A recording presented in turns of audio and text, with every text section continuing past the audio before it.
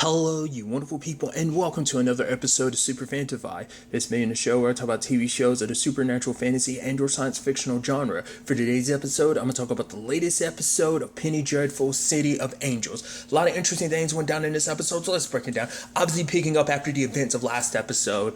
Obviously, it's kind of sad when we see that hospital situation. Obviously, Santiago trying to take, Lewis to the hospital, but even Lewis is like going to bat. Obviously, everything that went down, people seeing your face, that's going to turn into an issue. But obviously for Santiago, it's like if I go through the back door, I'm going to be going through the back door my entire life. So I might as well go through the front because I am a cop too. But obviously, it's like turns into an issue. Obviously, Lewis is there to kind of like get like Riley and the others to kind of back down. But still, it's a complicated thing. Because like especially because like Santiago had seen like obviously the cops are put out there in the main front. It's almost like it's almost like a sign of respect to these dead cops. But then he looks into a room where all like the bodies of like every Mexican person that died just thrown in there, and obviously the narrative is switched to be like they fired the first shots, this is on them, because obviously when it came to like talking to their captain, he was like nobody's talking, and Lewis is like no one saw anything, there was too much smoke. Obviously Lewis is lying because he's even saying like I didn't see the person who shot me,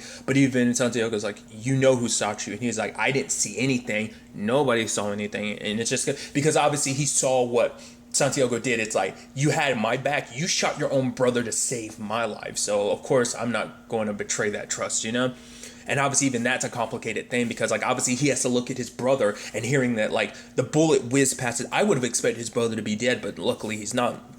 The bullet whizzed past his head, but it shot fragments of his skull into his brain. Well, not into his brain, but it shattered some of his skull and it kind of rattled around in his head. So he's on life support, but eventually they're gonna have to take him off.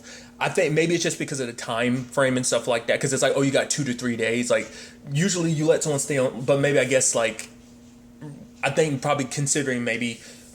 I'm curious, like whether it's just because he only has 2 to 3 days, because they're talking about taking him off life support. Usually, that's a decision where it's like you have to make that decision. So, like usually people want to keep them on as long as possible. But obviously, looking at his brother, regardless of the situation, now having that in the back of his head, like maybe it's better to take him off. Like we're gonna have to make that choice potentially. And he brings that up to his mom, but his mom is like, no, I brought him into this world, and in this hospital, I won't let him die here. And obviously, for Santiago, it's like looking at your brother, looking what you did. I was like, oh, maybe. I was like, well, the rest of your family doesn't seem like they know. Your mom doesn't know. Your sister didn't know. I was like, maybe your brother didn't see it. It's like, oh, he's like, no, I saw what you did. If he dies, you're no longer a part of this family. And it's like, what was he supposed to do? He begged his brother to stop, but obviously, like, Santa Muerte's sister, played by Natalie Dormer, ended up getting inside of his head and kind of, I mean, once again, the flames were already there. She just stroked the flames, to kind of make him kind of get consumed in his hatred. But like I said, it's also a situation of like the narrative. It's made it seem like, oh, like it's 100% on them. It's like a cop fired the first shot. Once again, because of her, but still, I mean, no one else is going to really know that. So now Santiago's kind of caught in that bad place of like, it's like if his brother dies, it will be on him. And obviously, like his brother knows, but he's not going to tell the rest of the family until probably he absolutely has to, because, regardless of all that, Santiago is still his brother regardless of it all. So it's just kind of, I don't know, even if his brother gets better, would he have told his sister and his mom? Probably not, because it would have broken their hearts. But he probably would have just like be like, oh, you're no longer welcome here. He probably won't tell their mom or sister, but, who knows. But their captain tells him, it's like, I need you to, like, I don't care about getting the case solved, just basically conclude it. So basically, bring me whatever suspect you have to bring me, just bring me a damn suspect. Bring me, like, and even Santiago's like, doesn't matter what Mexican it is, and just kind of implying, like, yeah, that's all, you believe it's a Mexican behind it, and it's open and shut. But obviously, Lewis ain't about that either. He's about actually looking into this case and solving it. Because he even asked for clarification. He said, oh, you don't want to solve it, you just want it closed. He's like, that's exactly what I'm saying. So they look into Hazlitt. Basically, he was a part of this church called Joyful Voices. And I think it's so interesting because Lewis has kind of got this perspective of like, he's like, yeah, it's probably a fraud. He's like, everything and everyone is a fraud, But they end up talking. And as they're walking through, you're seeing all this like money. I'm like, oh, I'm assuming those are quote unquote donations and stuff like that. I'm like, that's a lot of money being passed around. But regardless, they try to talk to her, and she talks about like Hazlitt. He was a deacon, and it's like Lewis is like, he was a money man, and it's like he handled a lot of the money and stuff like that. And obviously even, Santiago goes and meets, well, pseudo meets, he kind of watches from afar sister Molly. And it's interesting because even, I don't know whether it's just nervousness or just kind of like, okay, I got to go with the routine of this, but before her she has to kind of put on a performance and everything. And it's interesting because even like after they were done and everything, Lewis is like, yeah, that woman's definitely got something to hide because she wants us not to investigate. Like, this is someone that was part of your congregation and all that. This is someone that was your deacon. Why wouldn't you really want to be more forthcoming about looking into this person's murder, him and his family's murder? But it's like, because she even say it's like, oh, we don't get too close to the people from our congregation because she feels like that's not appropriate. We kind of get into that a little bit later on with Molly, but obviously for Lewis, he kind of sees through this too. Like, he's like, yeah, this whole thing is a con. The fact of the matter is, he's like, for one, he's like, literally everything's so heavy-handed and being like, oh, obviously like a quote-unquote Mexican did it. It's kind of what he's saying, like the evidence is too evident. So it's kind of like, it's someone putting a con job trying to make it seem like that. So, and then even Santiago's like, right. So we forgot, because we are detectives, we didn't ask the number one question that should have been asked: who benefits from Hazlitt's death? So obviously Santiago gets close to Molly and they end up talking.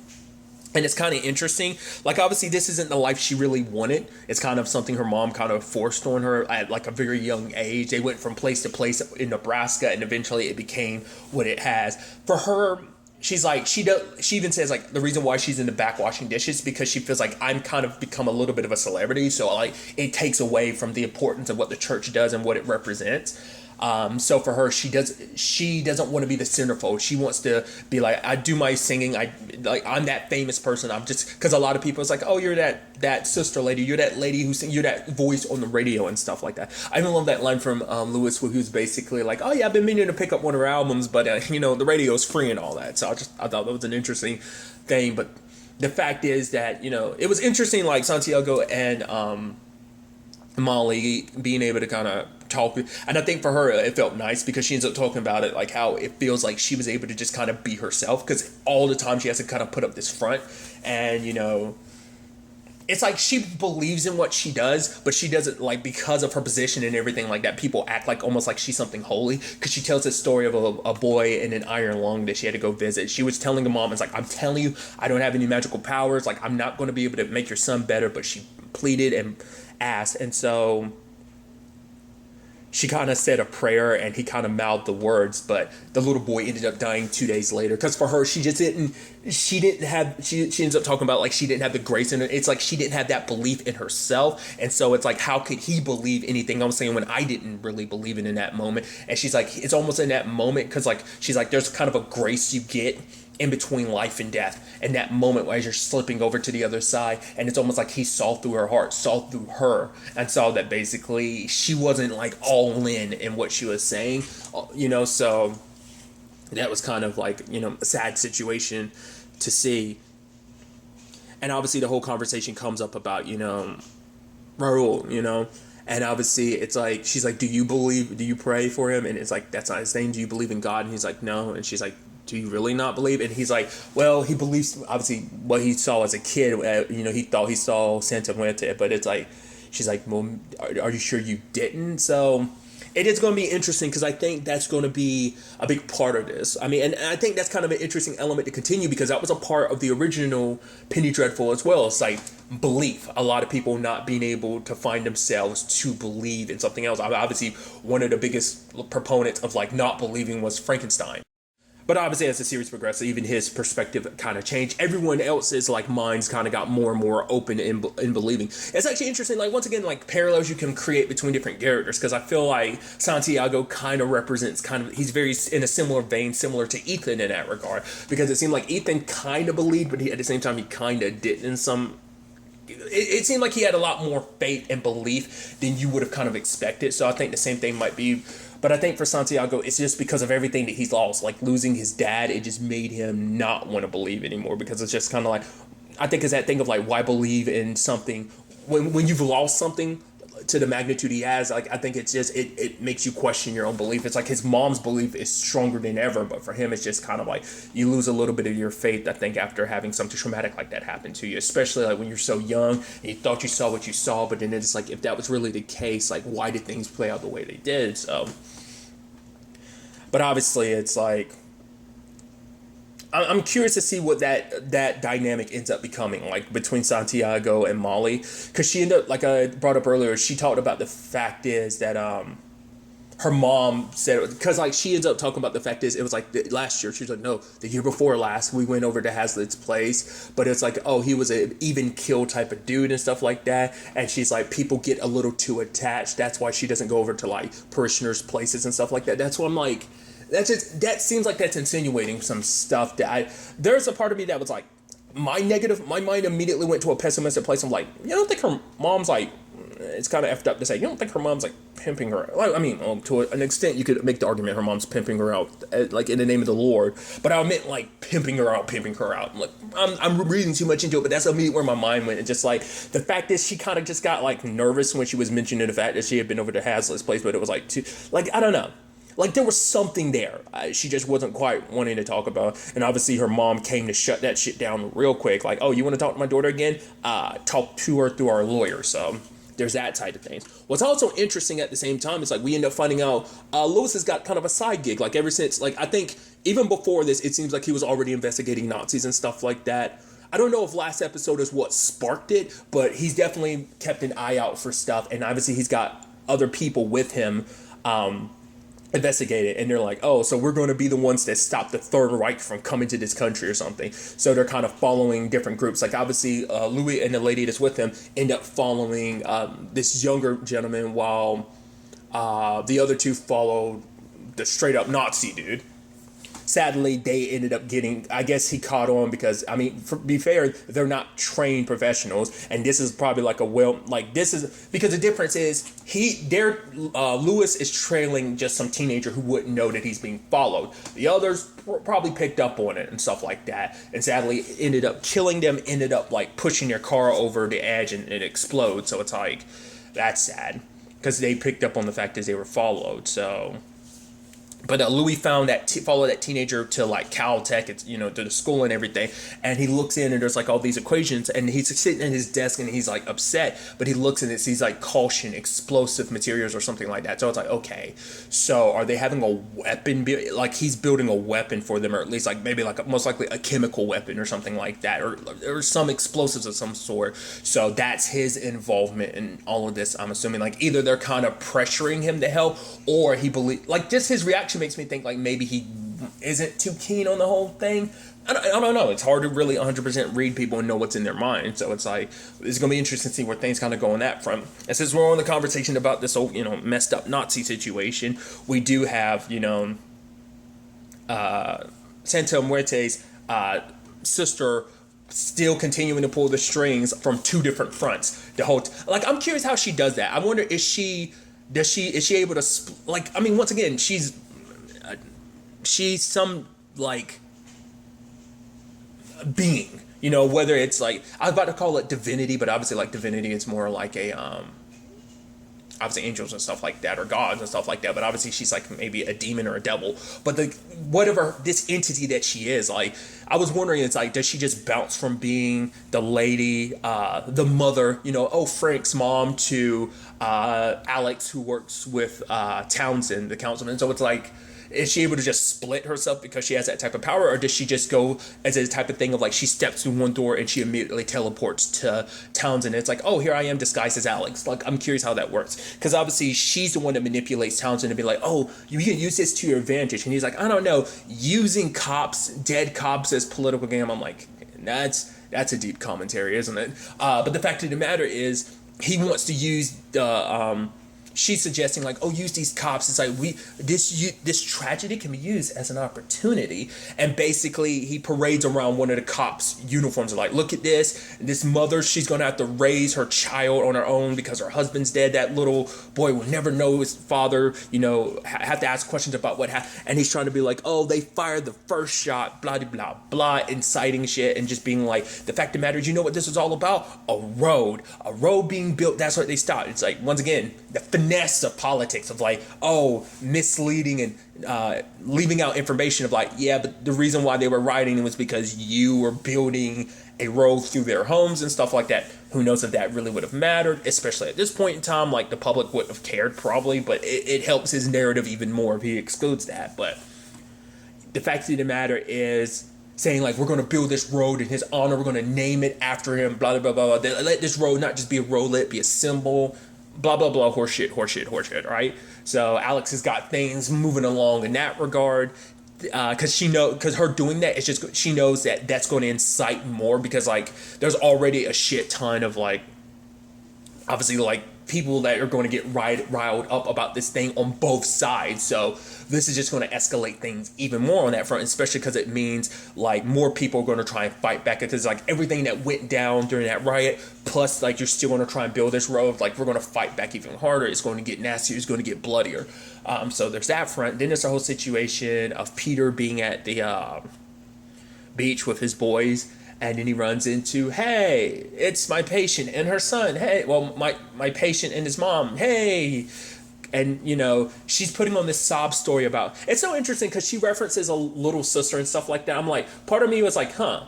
I mean, I don't know. I'm reading too deep into it. I just think it's interesting because you do have a sister, like we've met her, but it's just interesting that you would, I don't know. I mean, I guess that's the whole point of telling a lie, keep it somewhat close to the truth and stuff like that. I mean, obviously everything else was complete and utter BS, but it was still just kind of like having this sob story. She's wondering like, oh, maybe we go to somewhere like Tahiti. And she's like, if you could escape, where would you go? He's like, oh, maybe Tahiti. And I think, and to me, my brain's like, oh, you only want to go to Tahiti because she's potentially going to Tahiti, right? And it's just like, oh, like, she's like, oh, all that she had to do, marry the man that she married just for the sake of getting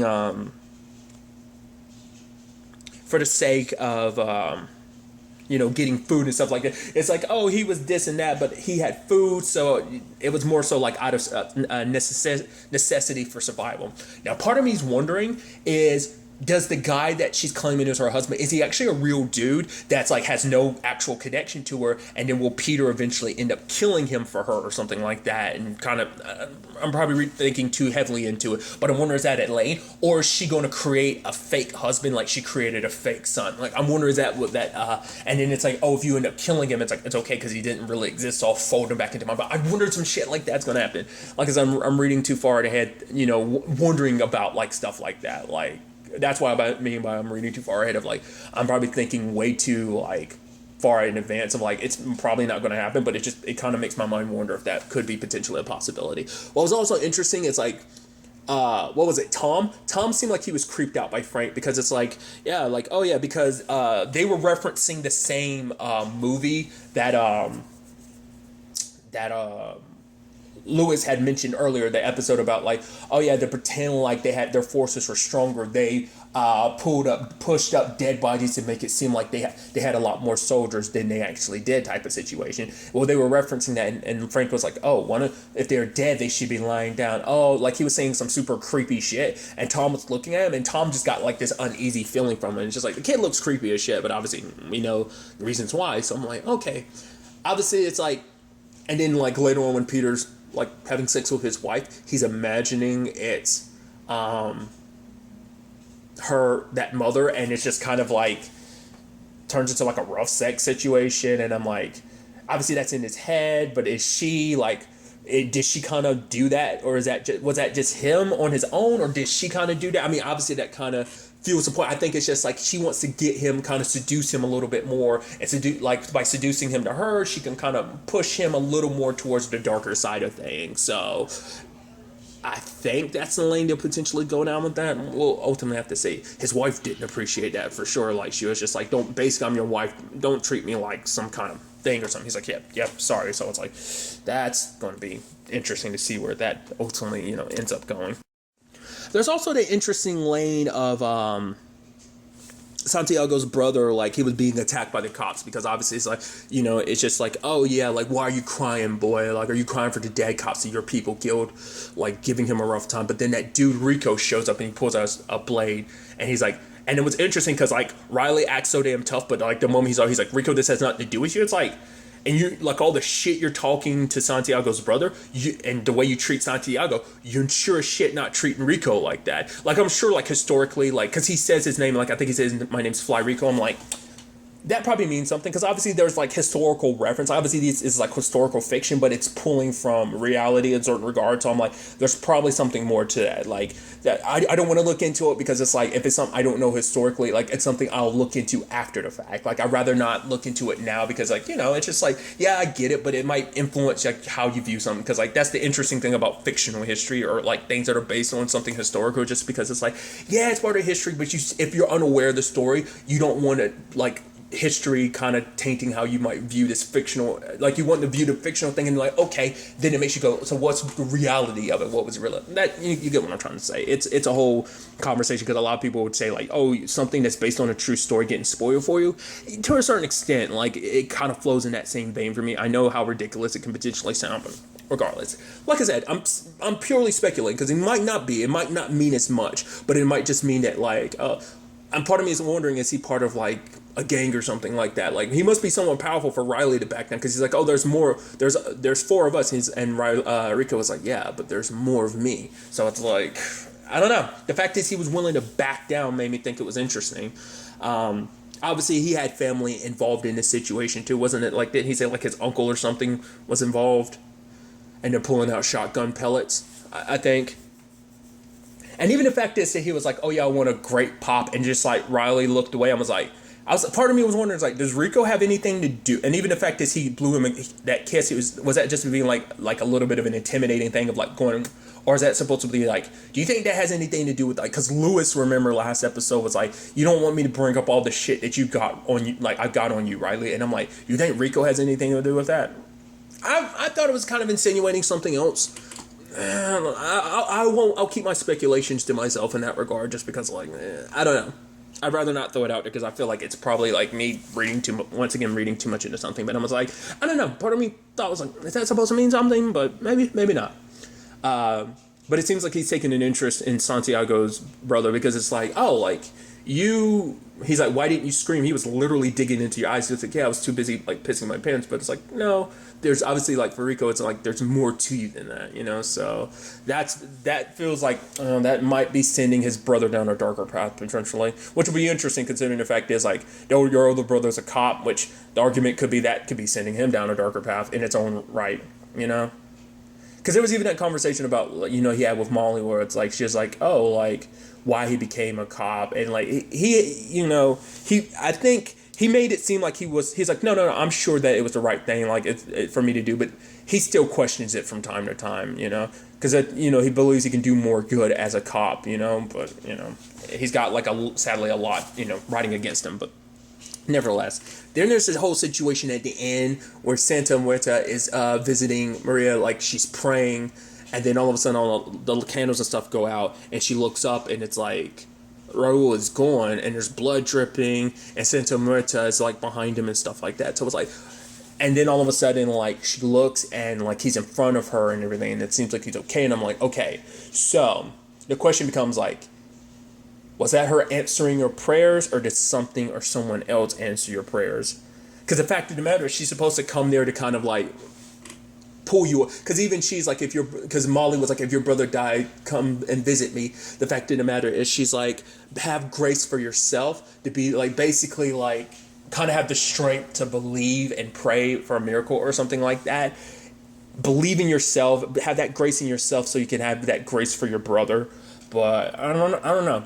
Part of me is like, you also wonder, like, is he 100% back to himself? Also, let's not forget, does he know that it was Santiago that shot him? I mean, it was, like, from the side, so he was in that haze of, like, hatred. So you're like, did he know? Does he remember? That begs the question. But also, big thing too, it's like, did he come back the same, or is he something else? It's hard, stuff like that makes you wonder. You can never be too sure with a series like this, like what that could all mean. So we'll ultimately have to wait and see where all this is ultimately taking us going forward into the next episode.